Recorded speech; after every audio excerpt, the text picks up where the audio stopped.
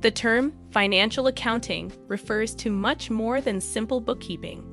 Every transaction requires two entries in the books of accounting, a debit one and a credit one. It is essential to determine which account needs to have a credit applied to it and which account needs a debit applied to it. The accounting method known as dual entry looks like this. The discipline of financial accounting is predicated on three guidelines, which are collectively referred to as the golden principles of accounting. These golden standards ensure that all financial transactions are recorded in a methodical manner. The golden rules condense the intricate laws of bookkeeping into a collection of concepts that can be comprehended, learned, and put into practice with relative ease. Different kinds of accounts. The golden rules of accounting are a set of guidelines that should be followed while recording financial transactions in ledgers. The golden rules differ depending on the kind of account you have. Each transaction will be recorded as both a debit and a credit entry, and it will be associated with one of the three types of accounts that are listed below. The genuine article, individual login area, account in nominal form, the genuine article. A real account is a type of account in the general ledger that details all of the transactions that are associated with assets and liabilities. It includes both actual and intangible assets in its scope. Real property, including but not limited to furniture, land, buildings, machinery, etc. On the other side, intangible assets are those that cannot be physically touched, such as a company's goodwill, copyright, patents, etc. What are the 7 types of journal? The real accounts are carried forward to the following year, and as a result, the real accounts are not closed at the conclusion of the financial year. In addition to that, the balance sheet reveals the existence of an actual account. One variety of actual account is known as a furniture account. Individual login area. A general ledger account that pertains to individuals is referred to as a personal account. It could be natural persons such as humans, or it could be artificial persons such as companies, firms, associations, and so on. When one firm, Company A, receives money or credit from another company or individual, Company A is considered the recipient of the funds or credit. And in the case of a personal account, the other company or individual who gives it is considered the giver rather than the recipient. One variety of personal account is known as a creditor account. The following is a list of the several kinds of personal accounts. The term artificial personal account refers to a sort of account that is used to represent legal entities that, according to the law, are not recognized to be human people. Hospitals, banks, partnerships, government agencies, and other types of organizations are all examples of false personal accounts. This is a representation of human people, the natural personal account. Such terms as creditor and debtor, as well as capital account and drawings account, are examples. Personal representative account. This account serves as a representative for the financial activities of both natural and artificial entities. All of the transactions in this account either pertain to the previous year or to the year that is to follow.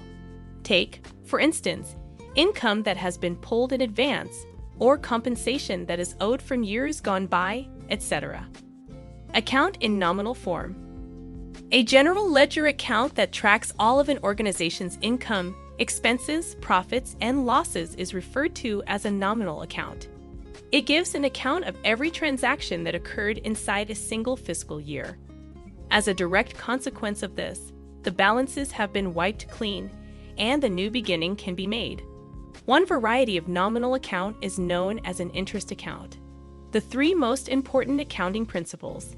The foundation of good bookkeeping is found in the golden rules of account. You are required to choose the appropriate type of account for each transaction in order to adhere to the golden standards of accounting. Every single transaction must adhere to its own individual set of guidelines, which are dictated by the type of account being used. The 3 most important guidelines in accounting are as follows. Rule 1. Whatever comes in should be deducted, and whatever leaves should be credited. Only actual accounts are subject to this regulation. Real accounting take into consideration things like furniture, land, buildings, machinery, and so on. They are set up with a negative balance by default. As a consequence of this, deducting the amounts that are coming in results in an increase to the existing balance in the account. Likewise, when a tangible asset is removed from the company, the account balance is decreased since credit is given for what is removed.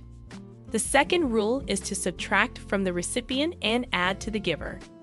This guideline pertains to one's own personal finances. When a real or fictitious person gives something to the organization, that contribution is considered an inflow, and the donor needs to be acknowledged in the financial records. On the other hand, a debit must be applied to the receiver. Rule 3 states that one must subtract one's expenditures and losses and add one's income and gains. This regulation applies to accounts that use nominal values. The capital that a firm has is considered to be a liability. As a direct consequence of this, it has a positive balance. A rise in capital will result from include all of the income and gains in accounting for it. On the other hand, when expenses and losses are debited from the account, the capital decreases. Several positive aspects of accounting's golden rule. The following are some of the benefits that come with adhering to accounting's golden rules. Maintaining accurate books of accounts by adhering to the golden principles of accounting. One can ensure that business records and corporate accounts are maintained in an accurate and consistent manner. The management of the company is in a position to easily evaluate the company's success over the years because the records have been kept in good condition.